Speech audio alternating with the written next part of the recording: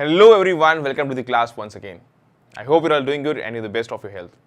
So the first exercise of this chapter, that is mechanical properties of fluids, we have discussed some good 5 questions on this JEE advanced pattern questions. In this exercise, we'll be discussing the next 5 questions based upon the JEE advancst level, and also as I've advised you, the questions are of mixed type. You'll be getting single choice, more than one choice, and even matrix match, assertion reason, and integer type. Let's go ahead with the next question of the day, that is question number 6. What force must be applied to detach two wetted photographic plates 9 cm by 12 cm, this is what is given the dimension, in size from each other without shifting them? The thickness of water between the plates is 0.05 mm, surface tension of water is 0.03 Newton per meter. This is what is given. A 31.5 Newton, B 16.5 Newton, C 40.5 Newton, and D 20 Newton. This is what has been given. First of all, you must be thinking that how to solve such kind of question. You must have not seen till now such kind of question. But let me tell you, the force acting is equal to surface tension into length. That is what we know. Surface tension into length, that is the force acting on any part of the given surface. So first of all, let me show you how this will be. If this is the photographic plate, one plate is here, this is the other plate. Now, the water will be somewhat like this. This is the water part. Now, see that, let's say its diameter is D. Now, see, understand, this is a concave curve will be formed. Between the photographic plates, a cylindrical layer of water will be formed. You can imagine, take two photographic plates, just imagine, you can take your two palms, and if it's stuck, the two photographic plates are stuck, and a water layer is actually in between them. You can imagine here as I'm showing you. Now, the portion of water that will be actually between them, that will be a cylindrical portion. It will be having a diameter. So we can comment on this radius that will be equal to diameter by 2. First of all, it's a concave part here, the concave portion will be made because we can easily say that the meniscus will be concave meniscus. Now next thing, we have to find out the thickness of water between plates is 0.05 mm, this is what is given. The surface tension of water is 0.073 Newton per meter, and what force must be applied to detach the photographic plates? Force required. First of all, the force required will be equal to the force by which it is actually attracted. The force acting due to the inner part will be given as surface tension per unit radius. Sorry, this is not force, this is actually pressure. I used force, this is actually pressure that we know. Surface tension will, pressure that will be within the inner part of the concave surface, that will be equal to surface tension per unit radius, that is what we know. From here, if I write force, force will be equal to pressure into area. This is what we know. Now, instead of pressure, we can write this as S by R into area.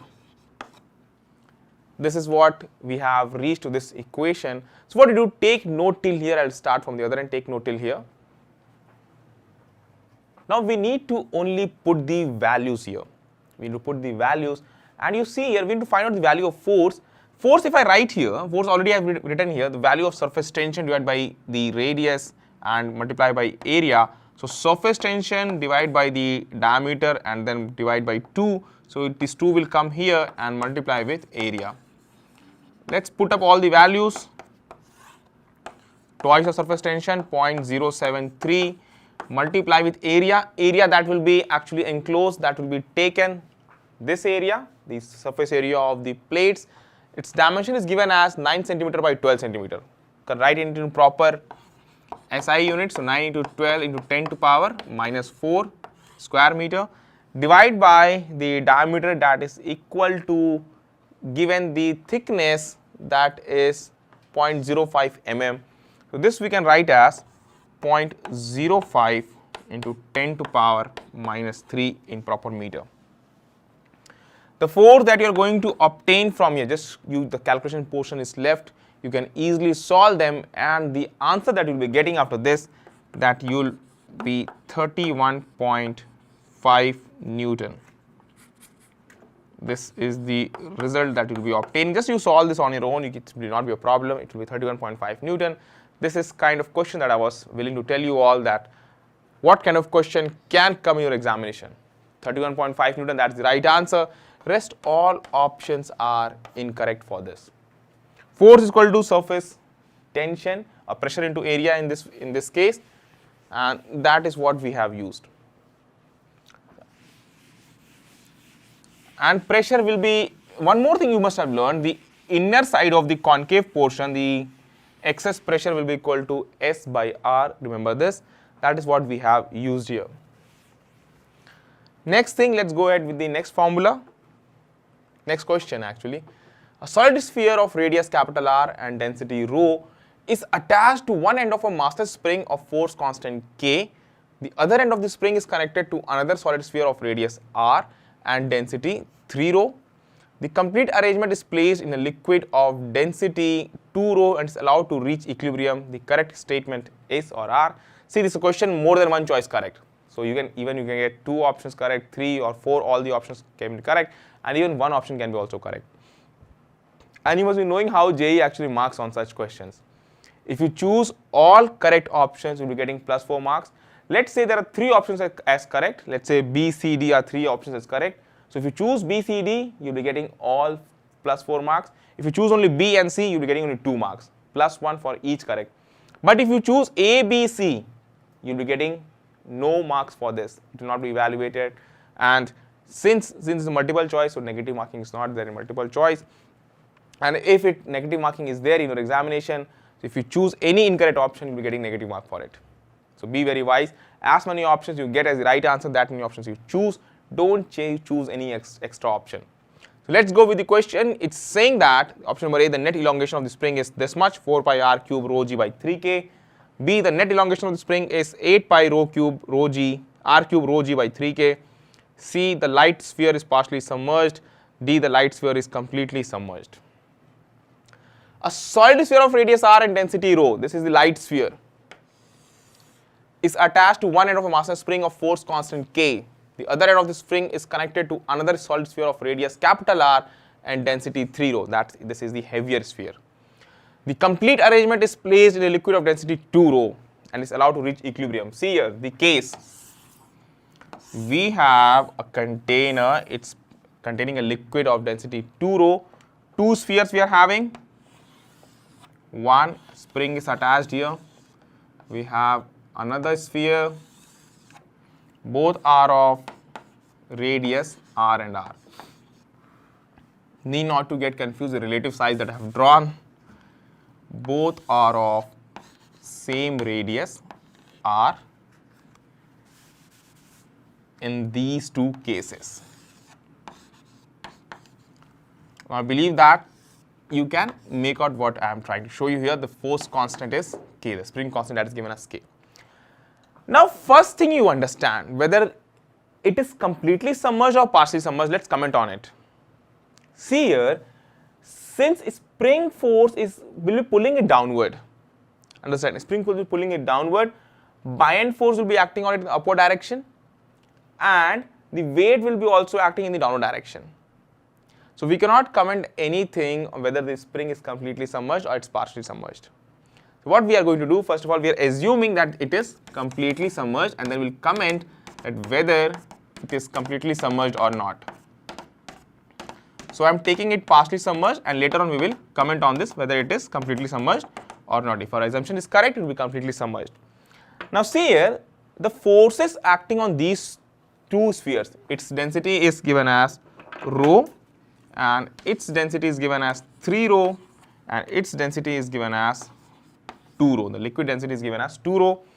Let me write this 2 rho at the center so that everything could be clear to you all. Now first of all, we talk about the upper sphere, sphere 1. Let's say this is the sphere 1 and this is sphere 2. If we talk about the upper sphere, the forces acting on it, its weight will be acting downward. Let's say the spring is stretched by a length x, and that is what we have to comment on, the net elongation of the spring. It is stretched by a length x, So the force acting on it, its weight for sphere 1, since both are in equilibrium, weight will be equal to, you see, buoyant force will be acting on it, and spring force will be also acting on it, and spring force will be acting in the upward direction. It's stretched, sorry, it will be acting in the downward direction. Since it's stretched, it will be acting in the downward direction. So weight plus spring force, weight plus spring force will be equal to buoyant force. This is what we can comment. Now its weight will be how much? Its volume into density into gravity. Its volume will be 4 by 3 pi r cube. Its volume, its density is given as rho, and this we got as mass into gravity, plus spring force, that is Kx, is equal to buoyant force, that will be equal to 2 rho, and then we got the density into volume, that is 4 by 3 pi r cube into g. We got this. Let's say this is equation number 1. Now for the second object, sphere 2, if we comment, you see here for sphere 2, again I am writing the net weight acting along the downward direction. It's in equilibrium. Net weight acting along the downward direction will be equal to the spring force and buoyant force, because spring will be pulling it upward. So the net weight will be equal to buoyant force plus spring force. Weight is acting on the downward direction. Its weight will be 3 rho. Its volume 4 by 3 pi r cube. We got volume density mass into g is equal to buoyant force, that will be again volume into density, that is 2 rho, multiplied with g plus spring force, that is Kx. This is what we can comment on both the two. Now you see here which term can be cancelled out and which term will be taken into consideration, and easily then we can comment on the value of x. First of all, equation number 1 and 2, if you compare, and if you try to remove this portion 4 by 3 pi r cube 2 rho g, and here you are having 4 by 3 pi r cube 2 rho g, and since we want the value of x, and that the value of x will be getting in terms of r, rho and g. Let's see in what terms x value is given. It's given in terms of r, rho, g and k. So you see here, what I am going to do, I am going to subtract equation number 1 from equation number 2. So 2 minus 1, if you do, and let me do at this part. Equation number 2 minus equation number 1, we will be obtaining this term 4 by 3 r cube g minus 4 by 3 r cube rho g, and here you are having 3 rho, and here you are having only rho, so you will be getting 2 rho 4 by 3 pi r cube multiply with 2 rho into g. This is, if this you take and subtract this term, so rho, and here you are having 3 rho minus rho, you are getting 2 rho, rest all terms are constant and common, so we can take that. Then again you will be getting this term, so minus kx, so let me write here minus kx, cos we have to subtract this, is equal to this term minus this term will be cancelling out, is equal to kx. So from here we have used equation number 1, equation number 2, the value of x will come out to be, you see here, this will go 2x, you will be getting 4 by 3 pi r cube and multiply with 2 rho g divided by 2k. So finally you will be obtaining the answer as 2 and 2 will be cancelled out, so 4 pi r cube rho g upon 3k. This is what you are getting. 3 will be there, so 4 by 3 pi r cube rho g by 3k. Let's see, the net elongation of the spring is 4 by 3 pi r cube rho g by 3k. Yes, this is the answer, that's matching. The net elongation of the spring is 8 pi r cube rho g by 3k. No. Option number C, the light sphere is partially submerged. Now see here, since the equation is balanced In our case, equation is balanced, and we have taken the spring is completely submerged, and that is giving us the right equation. For the equilibrium, that has to be completely submerged as we are getting as per the response. So the light sprung sphere is partially submerged. No, it is completely submerged that we have taken. That's right. The light sphere is completely submerged. Yes, this is the answer. So option A and D are the answer for this. So you have to choose A and D. You're getting plus 4 marks. If you choose A, D and any one, let's say you choose any one of the option more, then you're getting incorrect answer. And only 2 options will be actually the correct answer as per the given option. You can check logically also. A very good question, and this question has been asked in your previous year examination. So you will be having an understanding what kind of questions do come in your examination. Let's go ahead with the next question of the class. Question number 8. Two solid spheres, again 2 solid spheres A and B, of equal volumes but of different densities dA and dB, equal volume but different density dA and dB, are connected by a string. They are fully immersed in a fluid of density dF. They get arranged into an equilibrium state as shown in figure with a tension in the string. The arrangement is possible only if dA is less than dF, B dB is less than dF, C dA is greater than dF, or dA plus dB equals to twice of dF. Let's comment on, we have to comment on the value of dA, dB and dF, you have to comment. Now how they are related?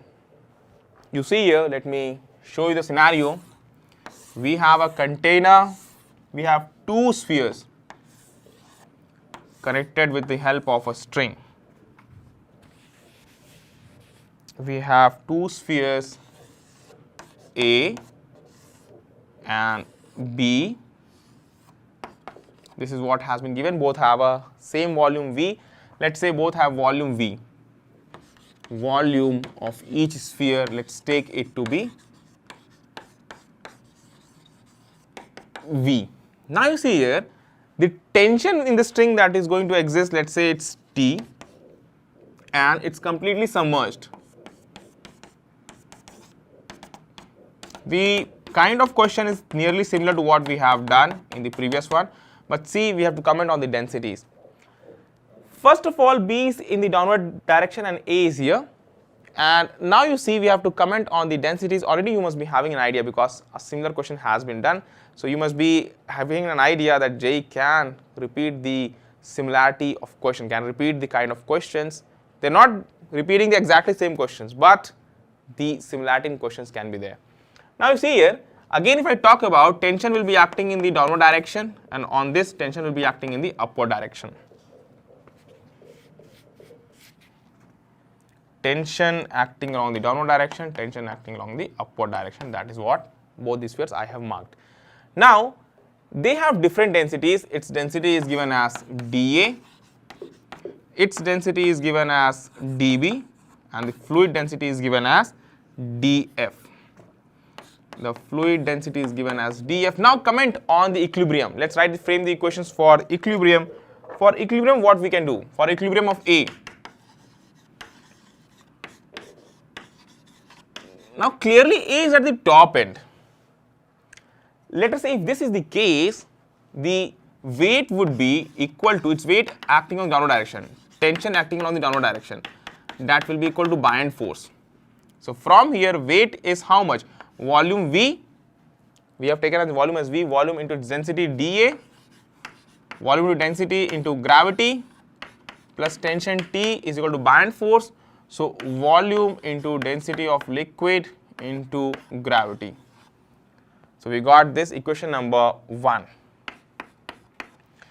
Clearly from this you can comment that density of A will be less than density of F. Because V and G, they are common, density of A will be less than density of F, sorry, density of fluid. So option number A is clearly we can get it from the first option, because there is tension in this string. It says that with a tension in this string. So if the tension is that is positive, so clearly you can say that dA will be less than dF from equation number 1. This can be reached, first conclusion. For second sphere, for equilibrium of A, now for B, we can write its weight is equal to tension plus buoyant force. Its weight will be equal to tension plus buoyant force. Now weight is what? Volume into its density. Volume into its density into gravity will be equal to tension plus buoyant force.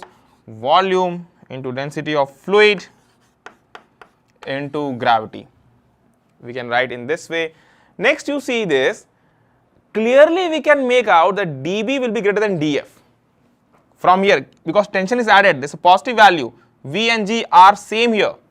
So we can comment that dB will be greater than dF. Second conclusion, I believe that you can clearly see up till this end. So dA is less than dF and dB is greater than dF. Let's say which option we are getting. dA is less than dF, that's correct. dB is less than dF, no, that's higher. C, dA greater than dF, no. Now for D, dA plus dB equal to twice of dF. How to comment on this? If you see, if we just what I'm going to do, I'm going to make some conversions and let's remove the tension so that we can compare dA, dB and dF all simultaneously taken together. Let me rub this part and let's reach on to the next part. Now see here, 1 and 2, how can we remove the value of tension from 1 and 2? Clearly we can do that if I just change the equation number 2, let's say this equation number 2, and if I write VA dBg, V dBg minus T is equal to V dF into G. This we can comment. Next you see we have to remove the value of tension. Equation number 1, if we add 1 and 2, we'll be getting V dA, and this is equation number 3. Okay, I'm writing equation because it's similar to equation number 2, but then too I'm mentioning equation number 3. 1 plus 3. 1 plus 3 will give us V dAg, or Vg you can take common, and dA plus dB will give you Vg as common and twice of dF, because here V dFg and here you're having V dFg. That's very simple. So dA plus dB will come out to be twice of dF. So remember in the last case also we had, if you check, the density of fluid, if you take its twice, will be equal to density of both the objects that is actually submerged. Here also we are getting same thing, density of dA plus dB equal to twice of dF. Let's see, density of A plus density of B, dB equal to twice of dF. Even D is also correct. Correct options are A and D in this question also. Earlier also we got A and D, here also A and D. Similar kind of question but different way to represent them. So remember such cases when come, if this is lying at the bottom end, its density will be higher. If this is lying at the upper end, its density will be lower. Sum of the density will be twice of the density of the fluids that you can make out. Next thing, then only they are going to be submerged in an equilibrium position. Let's go ahead with the next question of the class. It's an integer type, so only an integer lying between 0 to 9 will be the right answer for this. A raft of wood of mass 120 kg floats in water. The weight that can be put on the raft to make it just sink is 10x kg. Find value of x given density of raft equal to 600 kg per cubic meter. So as per the given statement of the question, it says that we have a raft of wood which can float in water. So let me say that this is a raft. It's floating in water. This is what that has been given. This is water. This is raft that is flowing. Now it says that what weight you should keep so that it completely sinks. So first of all, a raft of wood of mass 120 kg floats in water. The weight that can be put on the raft to make it sink is 10x kg. Find value of x given density of raft is 600 kg per cubic meter. Now if a block is put in such a way, if we place a block on it in such a way whose mass is m, and let's say this mass of raft is given as mr, it completely sinks, so water level will rise. The water level rises till here and it will be completely reached till here. I'm not showing the entire portion so I can differentiate the two situations. Now the net downward force will be equal to the buoyant force. So m plus mr into g will be equal to the total volume of raft multiplied with the density of water. Let us take density of water as rho W multiplied with G. That is what we can comment. Now you see here, we need to find out the value of mass of the wooden block, of the object that has to be placed. G will be cancelled out. M will be coming out to be volume of raft multiplied with rho of water minus mr. Volume of raft will be its mass upon its density. So its mass is given as 120 kg. You see here, mass 120 kg, density 600 kg per cubic meter. Multiply with density of water, that can be taken as 1000 minus mass of raft again, so 120 once again. So from here, if you see 0, 0, 0, 0 will be cancelled out. Here you will be getting 20 into 10, 200 minus 120, you will be getting 80 kg. And if 80 kg you write as 10x, so x will come out to be 8. So the option that you have to encircle, that will be equal to 8. So the option that you should encircle on your OMR sheet, that value should be equal to 8. I hope that you have got how to solve such kind of question. Let's go to the next question without taking more time. A simple integer type question we have discussed. So you have got an idea how integer questions will be and how they can be given in your examination. Let's go to the next question, question number 10. That's the last question of the exercise. It's an assertion region. That means that you have to choose 4 options A, B, C, D. Here I have not given you why when you have to choose A, B, C, D. So less space, but I will tell you. A will be the right answer if both statement 1 and statement 2 are correct, and statement 2 is the right explanation for the statement 1. Statement number A, B will be the right answer if statement 1 is correct, statement 2 is also correct, but it is not giving the right explanation for statement 1. C will be the option if statement 1 is true, statement 2 is false. D will be the option if statement 1 is false, statement 2 is correct. Let's go ahead. Statement 1, the stream of water flowing at high speed from a garden hose pipe tends to spread like a fountain while when held vertically up, but tends to narrow down when held vertically down. If I write about this statement, if I show the scenario, if a pipe is there and a stream of water is actually coming out from here, so it says that it ejects in the form of a fountain. It emerges in the form of fountain. This is how its motion will be there. It will come in this way. And that's true also. You can see that that's true also, because you know why it happens. The velocity will be higher here. Understand, velocity will be higher here, and here as it goes, velocity will be reduced. If velocity is reduced from equation of continuity, the area will be more. If area is more, so area, that's why it's occupying more area compared to the area at the lower end. So let me show you here that here it's actually taking more area. Why? Because of equation of continuity.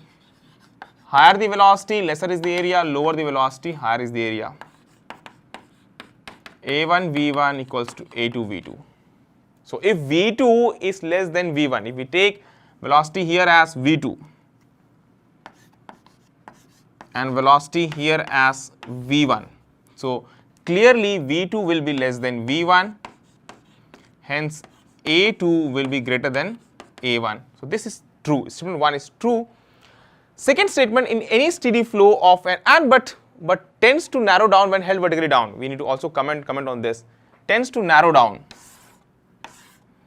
when the water is flowing in the downward direction. It says that it will narrow down. This is what, yes, do we observe in this way? We do observe in this way, because what happens generally, let me show you in a different way so that you do not get confused with the colors. This is the pipe, the water ejects in the downward direction. So if the velocity is here V1 and velocity is here V2, quite simple, V2 will be more than V1, and if area I write A1 and A2, So again from equation of continuity, A1 V1 equals to A2 V2, and then if V2 is greater than V1, so you will be having A1 will be less than A2. Sorry, A2 will be less than A1. This is what we see. So statement 1 is true. It tapers down. It gets narrow as it moves down. It actually spreads. So it will be having higher area at the top. So statement 1 is true. Tends to narrow down when held vertically down. Yes, this statement is true. Statement 2, in any steady flow of an incompressible fluid, the volume flow rate of the fluid remains constant. Volume flow rate remains constant. Now see, to explain both the situation, I have used equation of continuity A1 V1 equals to A2 V2, A1 V1 equals to equation of A2 V2. This equation comes because in steady flow at any point volume rate flow is same. Then only this equation comes, as I have taken in the class also. So which option you have to choose? 1 is true, 2 is true, and 2 is the explanation of the first one. Directly it's not given about equation of continuity, but equation of continuity is hidden in this statement, volume flow rate. So you have to choose option number A as the right answer. Both are true and 2 is the correct explanation for the first statement. Hope you have got to know how to solve such kind of question. It is a very good question which has come in your previous examination. So you will be knowing that what kind of question an examiner may seek from you all.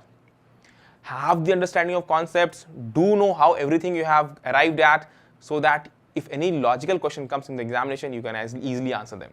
So these are the first 10 questions that we have discussed for JEE Advanced Pattern. I'll meet you on the next class with some more concepts and with more examples. Till the time, thank you everyone. Wish you all the very best.